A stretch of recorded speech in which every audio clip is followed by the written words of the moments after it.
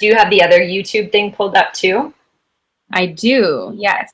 We should see ourselves jump up here pretty soon.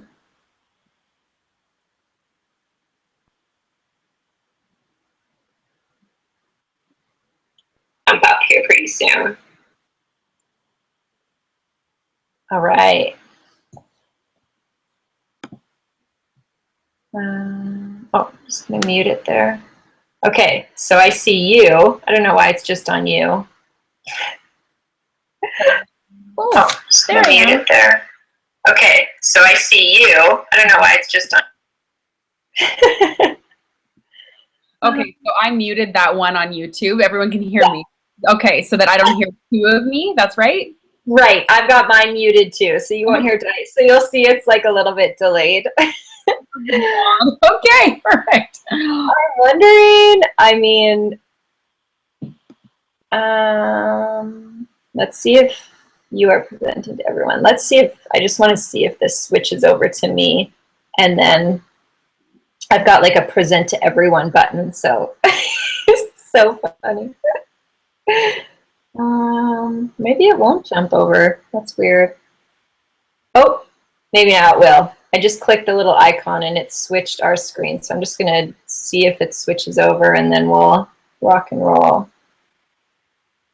Or maybe it's just going to stay on you the whole time, which is totally fine. But oh, there we go. Okay. So that's what it switches. Okay. So, hey, Virginia, can you give us comment in there and say, yep, you see us, we're good to go, and then we'll get started?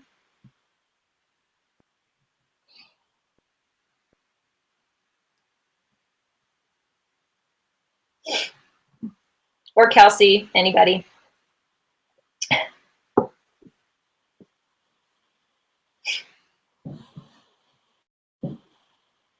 Okay, awesome, perfect. All right, we are going to, oh, I can't watch that one because I'm delayed on that one. I gotta watch this one. All right, hey everybody. As you can see, this is our first time using this new platform. So bear with us. This is a learning curve for both myself and Kyrstin, and I'm sure all of you guys too. But it's a pretty cool platform. It's a free platform. These calls automatically turn into recordings afterwards. So it's pretty neat. So I thought, hey, we may as well give it a try, right? So thank you for spending your Wednesday night with us, and I'm super excited for this March team call. We had it planned a couple weeks ago because I was getting a super common question kind of since the beginning of January about this topic, and I immediately thought of Miss Kyrstin Crow to chat on this team call because she's just genius in this area, and that's the area of conversations and inviting. So Kyrstin Crow, if you don't follow her, I highly suggest it. She is a Star Diamond coach on our team. She's a Success Club all-star. She joined me in my challenge group and then signed up to be a coach 8 months later after she said no to me multiple times. So that goes to show, don't stop. But her Facebook, her social media is phenomenal, but what's also phenomenal is the behind the scenes stuff that she does in the conversations and inviting. And that's often an area lots of people struggle with. So that's why I asked her to talk about that on our March team call. So get your notepad ready, and I am going to hand it over to Miss Kyrstin Crow. Okay, awesome. Thank you guys for tuning in and listening to me. I hope that what I say today helps break down those barriers and those walls that come with inviting and conversations and running your business from a place of authenticity, because sometimes it can be intimidating because you feel like, well, who am I? I don't even know who I am. What do I have to share that people want to listen to, right? So it's about learning more about yourself and being more comfortable with who you are. So the biggest thing to start off with, and it sounds so cliche, but be yourself. Now, when you first start out as a coach, you want to just pull in so much inspiration from coaches around you. And it's really easy to lose yourself in that, but it's also important to do that so you find out what you like to do, what you don't like to do. Someone has a really neat style or approach to coaching that you like. So I call it following the leader. That's what you do at the beginning. You look around, see who kind of jives with your style, and just really get a feel for what your style of coaching is, because we all have a different style, a different approach, and there's no right or wrong answer, but you just need to find your niche. So you want to show who you really are. We're more than just Beachbody. We are, we're mothers, we're sisters, we like cats, we like dogs, we love to run, we love to cook, we like to do, adventures outside. You're more than just a Beachbody coach. You are a business and you're a brand. So you need to share with people all aspects of your life to show that you're multifaceted and that, your life does not revolve around, challenge packs and autumn calories, right? You want to make sure that you show people you're a real person and that, ultimately you become a reality show. And people like to watch because you're positive, you're healthy. It's kind of the reality show that it's refreshing to watch and follow along with. You don't feel frustrated like if you're watching the Kardashians or Teen Mom or something. You're like, oh my gosh, these people are insane. It's like, oh, this is so refreshing. This girl just gets me. So it's not always a bad thing to be your own little reality show. So first impressions are key in our world because people can come across us and then just disappear if they don't like what they see. They might not accept your friend request. They might not want to engage in conversation with you. So first impressions are important. And by that, I mean your profile picture and your cover photo and the photos and content you have on your page. So at any point in time, if you were to add someone to your Facebook, they should come there and be like, oh, wow, this girl seems really interesting. She seems really positive and healthy and fun. And it doesn't look like a scam or like you're a cheesy salesperson.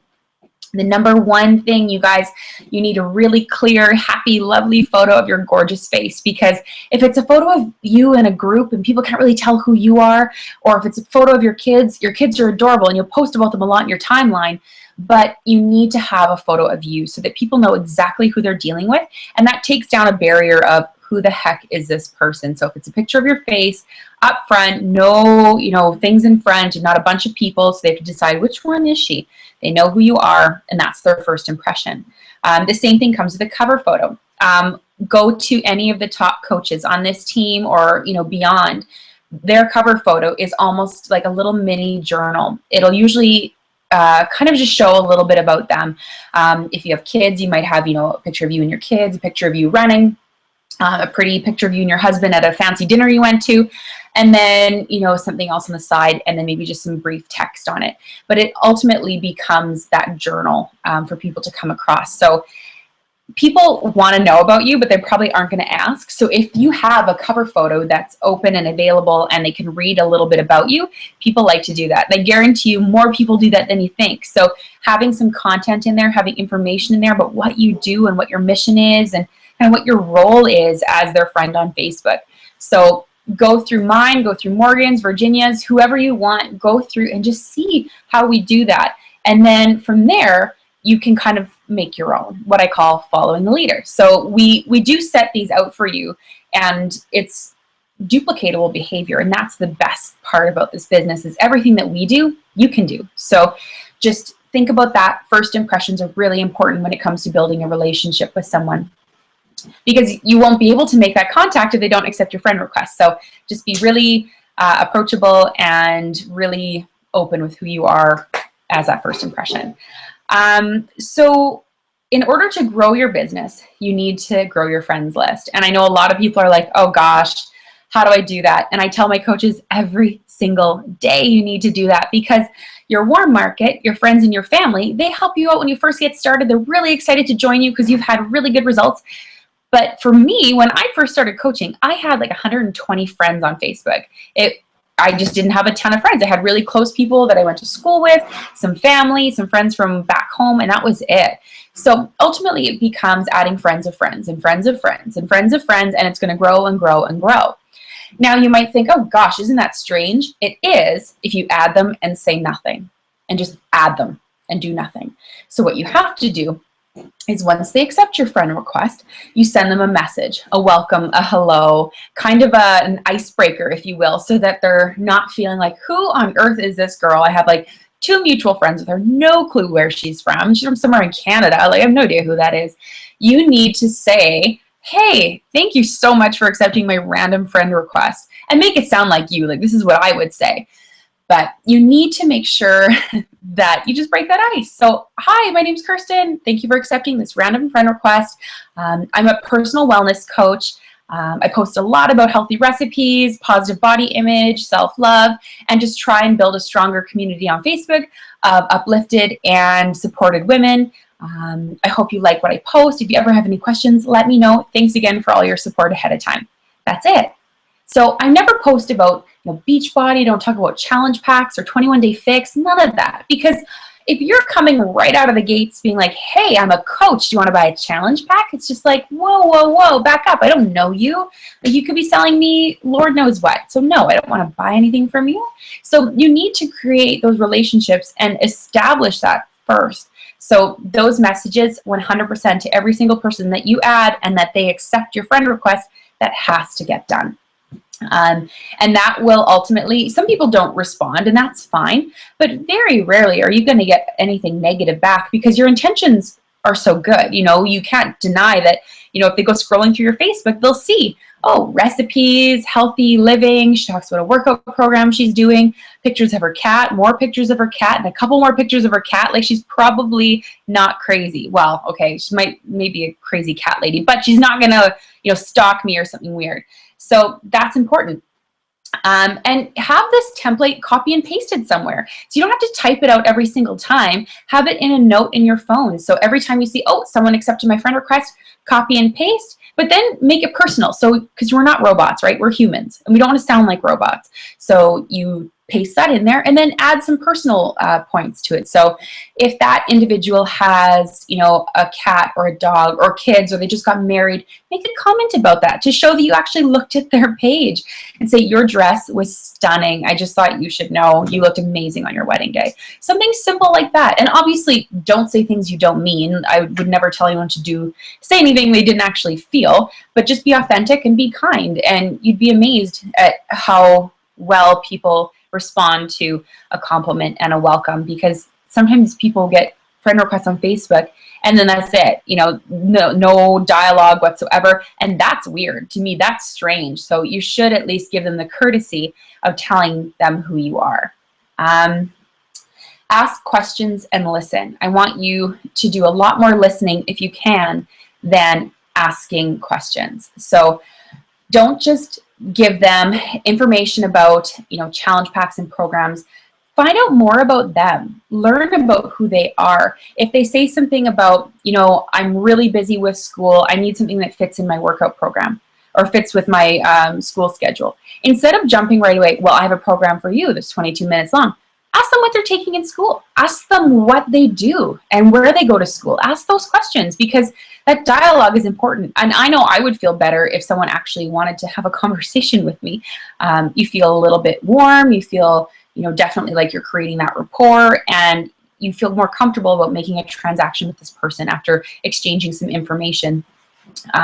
So I think it's really important to leave price until you have built value for whatever you're talking about. So if they say, yeah, like, I'm really interested in doing one of your programs you're talking about, how much is it? I would say, hey, thanks. Yeah, I'll give you some more information for sure. And the first couple messages that I send talk about what the program includes, as far as, we focus on fitness, nutrition, and personal development. That's what we focus on, and love from your coach, and talk about all those elements bit by bit. And then at the very end, I'll say the price. But I want to create dialogue and I want to create value, because I think that's really important. Because for me, even when I first started coaching, you hear that number and you're like, ooh, $140. Okay. Yeah, I could probably swing it. But if you learn more, like, it basically eliminates the need for a gym membership. It eliminates the need for trainers or group classes. You don't need fancy, expensive equipment. In the middle of winter, you can stay home and you don't have to drive to the gym in -30 weather. and you have a huge group full of super supportive women. What more could you ask for? So by the time you've explained those things, they're like, oh, wow, great. So then when they hear the price, they don't immediately just shut down, because if you say price right off the hop, they're just going to be like, bye, Felicia, ain't got time for that. So you need to make sure that by the time you say the price, you've built it up for them. So maybe even if they're not ready to commit today, the price is still out of their reach, that they know that there is value in it, and they'll come to you when the time is right for them. And that is the difference between building relationships and having a conversation with someone versus spewing details and information and selling. Okay. So that's really important. Just looking at my notes here. The follow-up is really important. And I word my follow-up a little differently. So I'll go back to contact that I made, let's say in December, and I'll look through and I'll see, okay, these are people that had messaged me interested in the program and that they didn't, they weren't able to commit to the price or the time factor, or just wasn't good for them at that point in their lives. So I will message people and say, hey, so-and-so, I remember that we discussed a similar program a few months ago and just wanted to let you know that I hadn't forgotten about you and I have a spot opening up in my group. Just wanted you to know. And that comes from a place of like detail and organization, because that shows that person, whoa, like she didn't just forget about me. She wasn't mad that I didn't buy at that time or join her group. It shows that she actually cares, that I showed interest at one point and I might want to join again. So that's really important. So make sure that you do those follow-ups and do them from a place of sincerity, not just, hey, you want to buy now? Because I find that so insincere. But if you say, I remember you told me at one time you wanted to join one of my groups, and I wanted you to know that I didn't forget about you. I thought about you, and I wanted to invite you again to the one I have this month. So I think that's a really, really good idea, and it's worked very well for me, and it's received well. So even if people, again, say no, they appreciate the follow-up, and they'll tell you that, thank you for following up with me, or thanks for messaging me. Things got like crazy. I was busy. I totally forgot. Yes, I'd love to join. So there is power in that follow-up. So using a tracker becomes vital. What I'll do, there's many different trackers you can use. There's tons out there. Your coaches, your upline coaches, I'm sure we all have so many different kinds, and I switch it up all the time. Sometimes I go old school and just write in a little booklet every person that I talk to. Sometimes I'll use a formal tracker that I printed off from one of our diamond groups. But it's just really important to keep track of who you're talking to, and especially to people that there was any form of dialogue with. Even if they said no, even if they said yes and then just ghosted, keep track of these people, because 6 months down the road, 4 months down the road, you're going to be able to go back and say, hey, I haven't forgot about you. I'd love to chat more about how we can make this work. Things like that. So tracking. And it sounds like a lot of work, but it's really not. The moment you're talking to someone, just if you're out and about and it's on your phone, just put it in a little notepad in your phone and then put it in your tracker when you get home. But once you get into that habit, it just becomes second nature. So another thing, and this is one that my good friend Virginia had helped me with. She's someone I confide in a lot in my business. And last month, I was like, oh, girl, like, I have to be honest, like, I haven't got any Success Club points. I've given out like 300 invitations. It's insane. I don't know what's happening. And I was not going to give up. I think it was January 20th. And I was like, girl, like, you have no Success Club points. Not okay. We need to like hustle here. You need to put it together. So I said to Virginia, I said, tell me how to hit Success Club in the next 2 days. And she said, well, comment and like on a bunch of people on your Facebook and create, like, just talk to them. Just comment on their pictures, comment on their Instagrams, comment. And then you'll pop up in their newsfeed more. So I said, okay, here we go. And then I hit Success Club 10 in like 3 days. That's all it took, was just me creating those relationships, showing people that I cared. And then when I actually went through, I'm like, oh, like, I didn't even really remember I was friends with this person on Facebook. So by actually commenting and liking and being really present in not just my timeline, but the timeline of others, was a really, really big thing. So that was one tip that she gave me, and I didn't want to take credit for it because she totally helped me with that. And it's something that I just never did. And she said, are you wishing people happy birthday every day? I'm like, no, I'm not. I'm not. People that I know, sure, but now I comment happy birthday for everybody. So those are some tips. I had to give Virginia a little credit for that. And then the next thing was, we post on Facebook a lot, and sometimes it can be, what do I post? What on earth do I post today? And one of the biggest mistakes that I see are people posting pictures of the promotion. So the program, the trainer, the cost, and and nothing against other multi-level marketing companies at all, but I have a lot of people that sell different products, and it just comes off as, I don't know, they're products, they're things. Whereas for us, we're selling more of a lifestyle. We're selling more what we do, together. It's sharing more than it is selling. So I feel like there's so much more value to what we have than that little graphic could ever say. So you need to actively, every single day in one post, talk about how coaching or challenge groups or a program has changed your life to some degree. So maybe that means you talk about how good your legs look in shorts. And I did that today. I talked about how confident I feel in a pair of shorts more than I ever have any summer before. Now, did I directly say, like, thanks, Beachbody? No, I didn't. I made reference to the program that helped me get there, that squats and lunges and hard work did that, not patches or pills or anything. And that's just a little plug. And I talk about shopping too. So there's always little ways to weave in the world of Beachbody into what you do, because ultimately it's our lives. This is what we do. And it has such a positive effect on every aspect of our lives. So you need to be talking about it all the time. And one of the things people will say to me is, I just don't feel like I'm a successful coach. Do you have any feedback for me? The first thing I do is I go to their Facebook and scroll, and I'll say, I have no idea what you do. I have no clue that you're a Beachbody coach. Your picture, your profile picture isn't of you.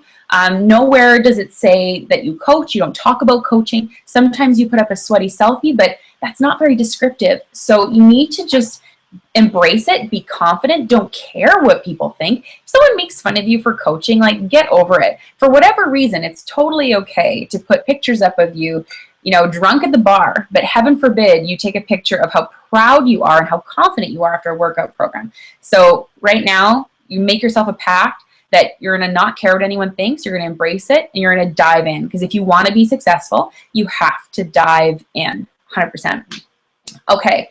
Off on a tangent here, but you need to share with your Facebook community how coaching and programs make you feel, how they make you look, how they make you just live life, and how it's changed your life. And maybe it's just a relationship you have with another coach, a friendship that you talk about, but you just have to constantly be talking about that, because otherwise people don't know. Like, that's not something you would normally share about. So you need to make a point of it. So the next point I have is, so you sign up a challenger and they're in a challenge group. The worst thing you can do is just let them go through that challenge group and just go. You need to stay in touch with that challenger. Now, I'm not saying you stay in touch with every single challenger you've ever had that's in that challenge group. The ones that you signed up for this upcoming group, not necessarily the old challengers, but you need to make sure that you're constantly like, how are things going? What do you think of the nutrition plan? Have you tried any good recipes that I need to know?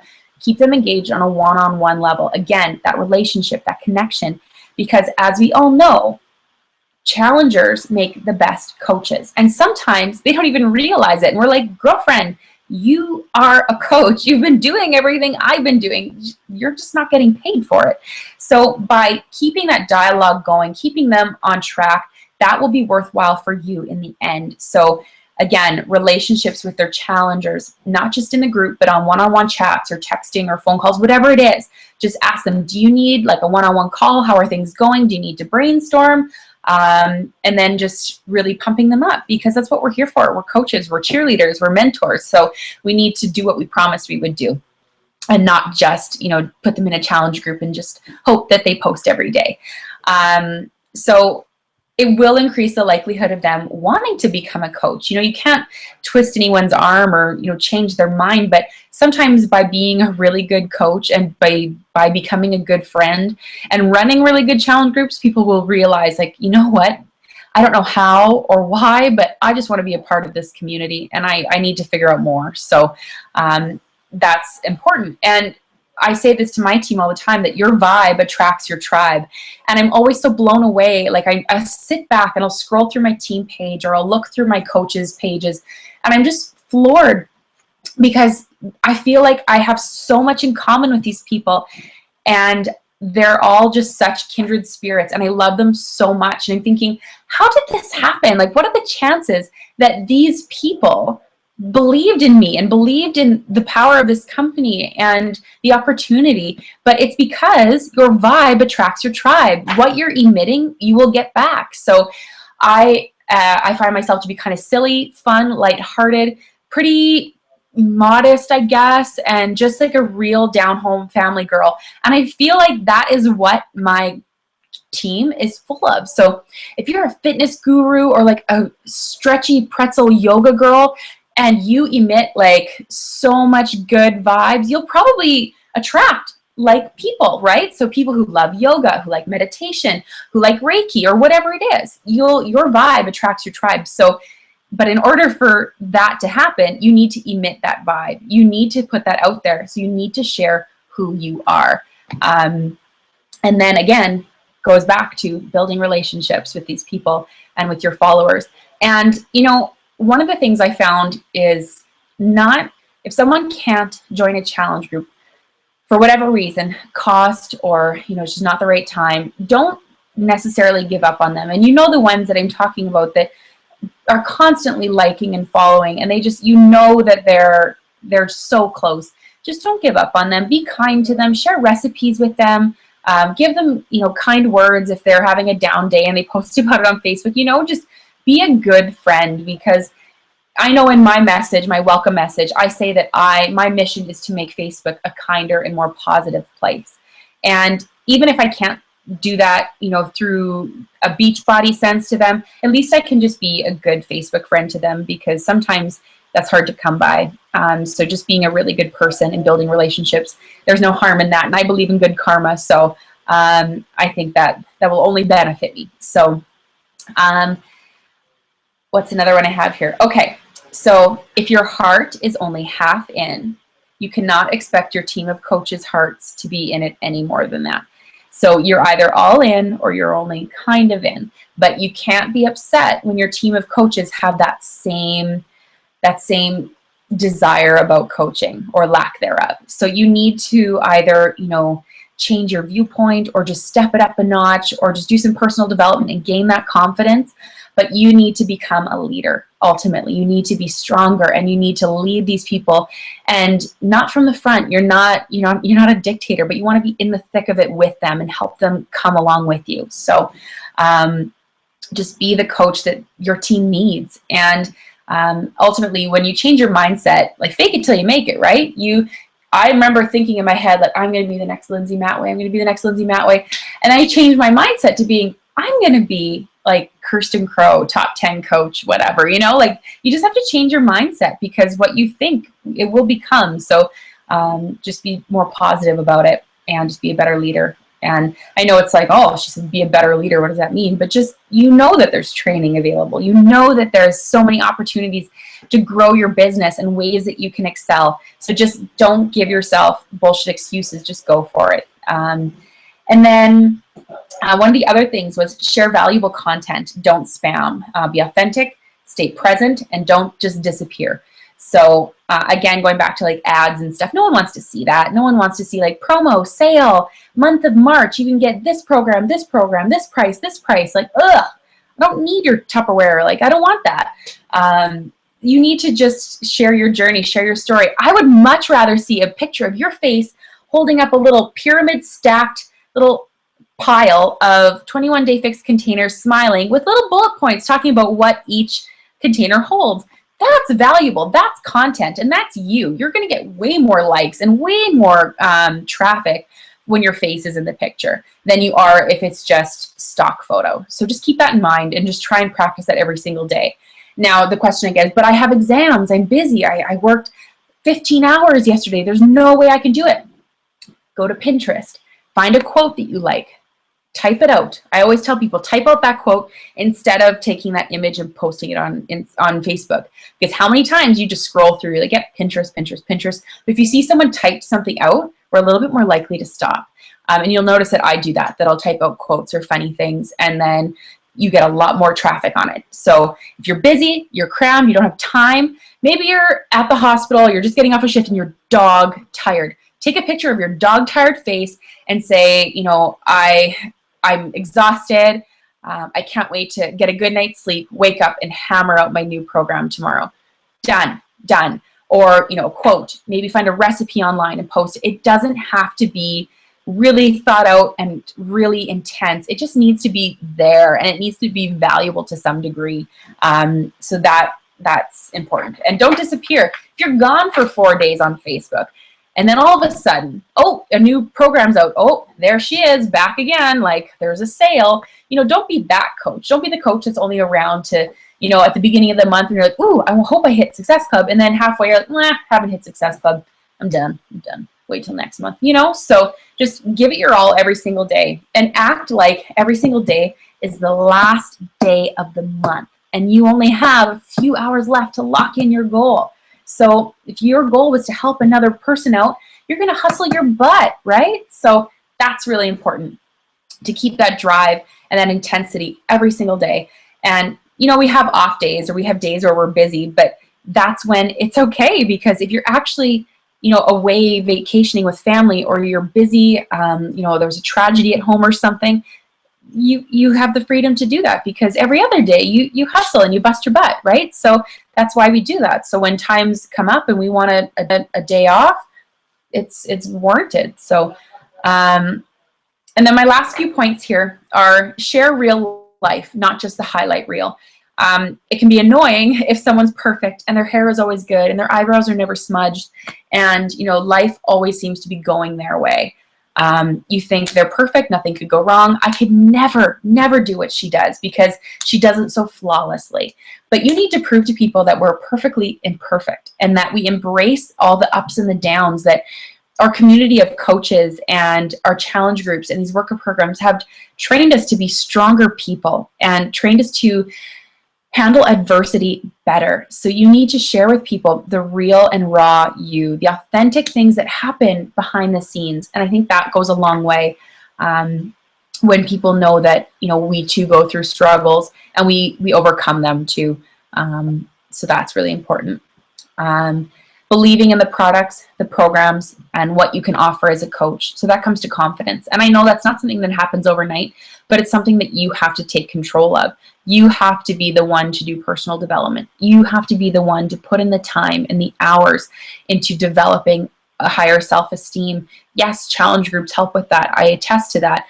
But for me, confidence has come from learning about myself through personal development, through webinars, through podcasts, through audiobooks. That's come in over time, but you have to start somewhere, and you have to begin, because you can't just assume that, overnight you're just going to be confident and be able to do this. It's something you have to commit to growing and commit to learning.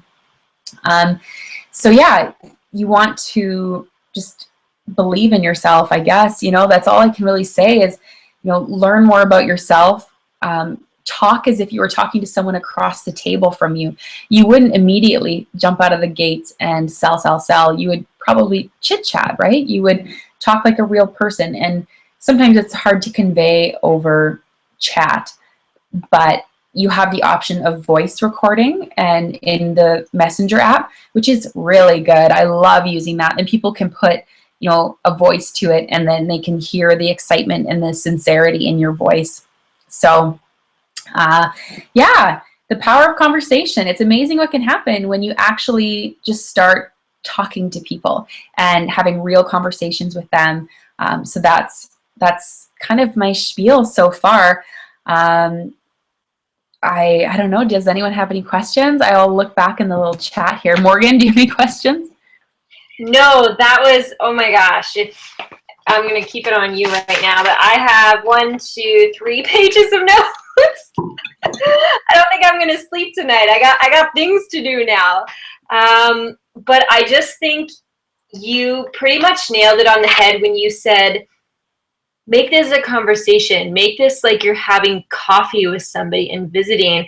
And I think that's what so many coaches maybe get nervous about, because everybody can have coffee. They love having coffee and conversation, but then all of a sudden they sign up to be a coach and they think it's some different form of conversation they have to have, and you get nervous because you got to learn this new way to talk to people, when really that's the worst thing you can do. It's like, no, use those skills you have of just visiting with people, asking questions, being interested in them.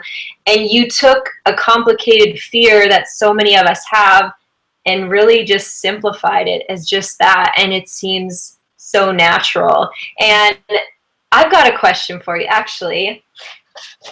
How long did you feel it took you to kind of get into your groove of this? Like, kind of get your confidence and, okay, my feet are wet. Like, I kind of got this. Mm-hmm.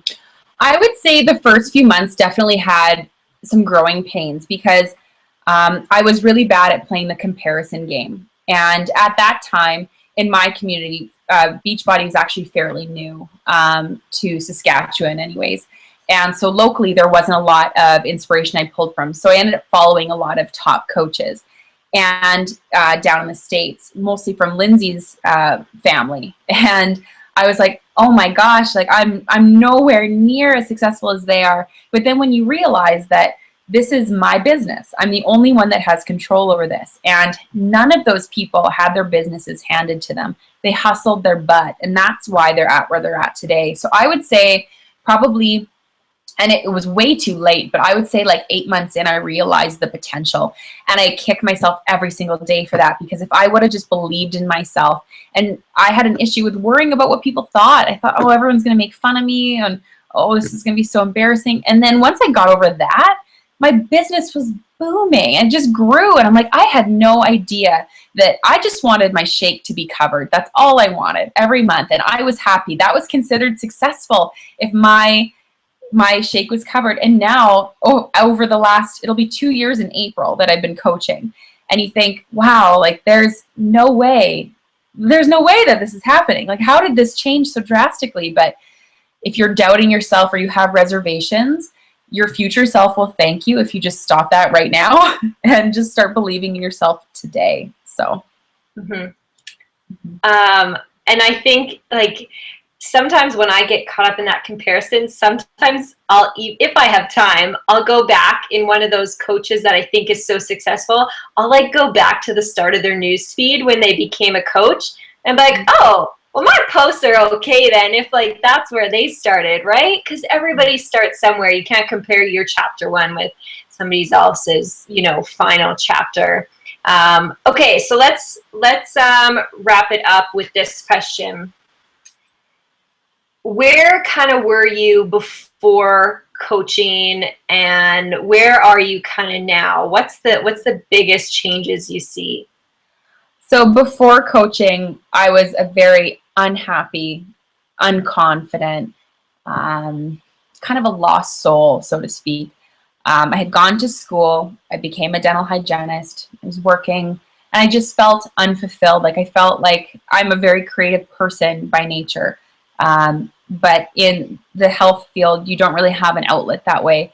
So I feel that coaching has helped me with my confidence, with my anxiety, with my feel a sense of belonging, I guess, because I grew up in a small town and I had a few close friends. We all live in separate parts of the province now, and moving to the big city, and after college, everyone moves away. You feel kind of isolated, and Beachbody has brought a sense of belonging and sisterhood to my life that's bar none some of the best friends I've ever made, and the relationships are amazing. So I feel like I'm a more confident, happier person since deciding to do this. And not to mention, I don't have to work as much, so that's kind of nice. That's a bonus. So I only work 3 days a week, and that's because I found a job that I like, and I'm going to keep doing it till babies are around anyways. But Beachbody has given me the freedom to just do what I want on my watch, and I'm in control now, and that's a really good feeling. Anyone in the dental world knows that, a full-time job or, a good solid job at an office you love isn't really a thing. It's hard to find that. So knowing that I have this and I'll be okay if I ever change my mind and decide that, I just want to do this full time, I'll be okay. And I can just go with it as I please. So choices and options were kind of a foreign thing to me. So now it's such a relief and a weight off my shoulders. And I think I'm like, what if I didn't send you an invite those over 2 years ago to that challenge group, you know, like, cause I was a new coach. I didn't like reaching out to people, super scared. I probably thought about hitting send to you for like 15 minutes before I actually hit send. But it blows my mind that, yeah, one simple invite can truly change somebody's life. Mm-hmm. Yeah, it's amazing. And I think about that too and think, oh gosh, thank gosh you did, or else I don't know what I'd be doing. Yeah, it happens for a reason. And, you know, I find if people are even remotely interested in it, I just want to go and give them the biggest hug and be like, do it. Honestly, just do it. You'll be so happy that you did. Just believe me. Well, we will wrap up here. I can't thank you more, Kyrstin. Like I said, I'm actually probably going to put this video on my training website because you just simplified it. You simplified this common fear that really is as easy as pretending you're having coffee with somebody. It's a conversation. So thank you for that. Like I said, I'm going to refer people to this all the time now that we covered this topic, and I hope so many people pulled a lot of information from it. We had over 40 people on here. I know already people are saying, I can't wait to listen to the recording, and they don't have to wait till I upload it overnight now. So that works out perfect. But thank you again for sharing this knowledge with us. And you're welcome. Really, really appreciate it. Have a fantastic night, everybody. Bye, guys.